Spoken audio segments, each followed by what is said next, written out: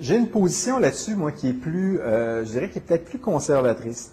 Parce que, encore là, si on se réfère aux travaux de certains chercheurs, je pense entre autres à un chercheur américain qui s'appelle Larry Cuban, qui a étudié finalement le développement des technologies au fil des années.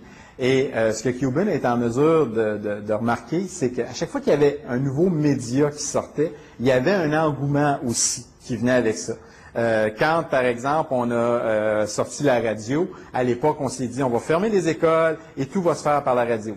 On a constaté que ça s'est pas passé. La télévision a eu le même impact. L'audiovisuel a eu le même impact. Donc, quand on a une perspective un peu plus large, et là, c'est mon bac en histoire qui ressort, on est capable de prendre du recul. Et je pense que le danger actuellement, avec l'utilisation d'Internet, c'est de tomber dans ce piège-là.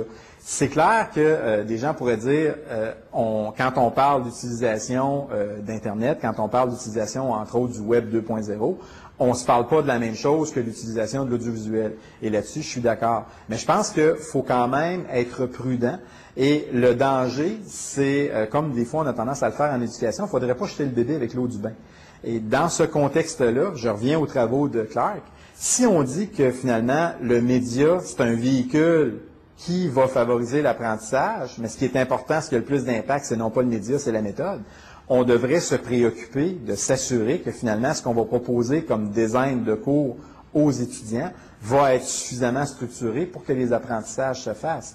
Alors qu'une des tendances qu'on a pu voir, c'est une tendance à mettre vraiment l'apprenant dans une situation plus de complexité, en disant finalement, avec Internet, les gens vont pouvoir faire les apprentissages totalement de façon indépendante.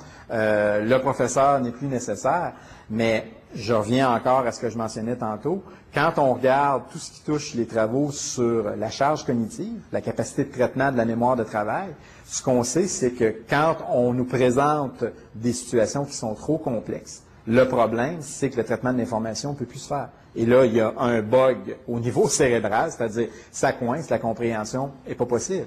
Donc, de la même façon qu'on va favoriser l'apprentissage si on s'assure d'avoir une méthode qui est plus rigoureuse au niveau de la salle de classe, bien, de la même chose du côté du e-learning. Ce qui devient important, finalement, c'est de ne pas laisser l'apprenant dans un contexte d'apprentissage sans aucun